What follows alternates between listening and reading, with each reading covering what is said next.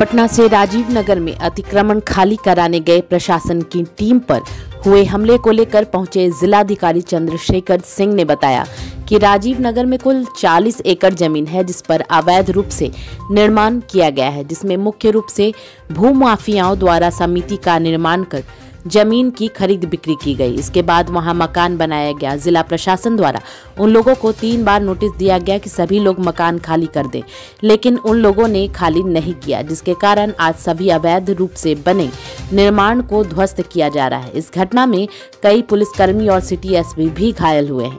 फिलहाल स्थिति सामान्य है। उन्होंने कहा कि जब तक इन सभी मकानों को ध्वस्त नहीं किया जाएगा और जमीन खाली नहीं कराई जाएगी तब तक यह अभियान चलेगा। कई समितियों को भी चिन्हित किया गया है और जिन भू माफियाओं ने जमीन बेची है उन पर भी कार्रवाई होगी। और एसएसपी साहब पहुंचे हैं यहाँ और सभी लोगों को खदेड़ दिया गया है और पूरी तरह से हम लोग अपने कब्जे में ले लिए हैं और तोड़ने की कार्रवाई चल रही है और पूरा टूटने तक ये ऑपरेशन चलता रहेगा। टोटल कितनी ज़मीन है और कितने रकबे इन्वॉल्व हैं इसमें? अभी 40 एकड़ हम लोग खाली करा रहे हैं, जिसमें 90 संरचनाएं हैं, उनको तोड़ा जा रहा है और इनको हम लोग पूरी तरह से तोड़ेंगे। कितने लोगों को गिरफ्तार किया गया है सर? अभी 1 दर्जन लोगों को गिरफ्तार किया गया है और बाकी वीडियो फुटेज के आधार पर हम लोग चिन्हित कर रहे हैं।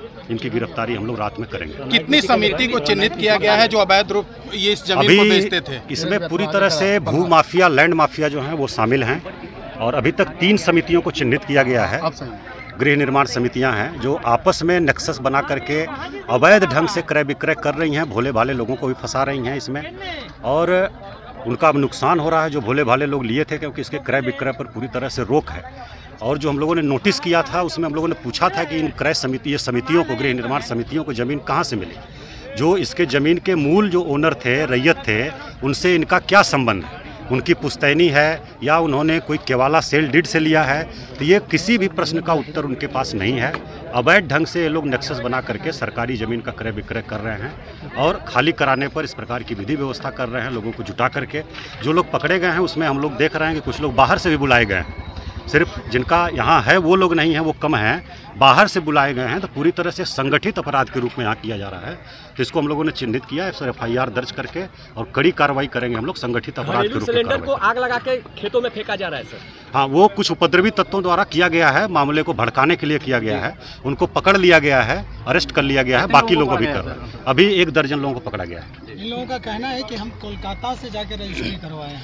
यहाँ ये अगर वैध है तो यहाँ पटना में रजिस्ट्री क्यों नहीं कराए? प्रश्न यही है कि अगर आपका दावा सही है तो पटना में रजिस्ट्री क्यों नहीं कराए? पटना में रजिस्ट्री पर रोक है तो कुछ लोग कोलकाता, मुंबई और हाजीपुर से रजिस्ट्री कराते थे। जब उसको भी अवैध घोषित कर दिया गया तो अपना गृह निर्माण समिति बना के इनफॉर्मल ट्रांजैक्शन कर रहे हैं, जिसमें अपना म्यूटेशन कर रहे हैं, क्रय विक्रय कर रहे हैं, पैरेलल रेवेन्यू एडमिनिस्ट्रेशन पूरा स्थापित किए हुए हैं। तो ऐसे लोगों को हम लोग चिन्हित किए हैं, कुछ लोगों को अरेस्ट भी किए हैं, उनके विरुद्ध कड़ी कार्रवाई हम लोग करेंगे।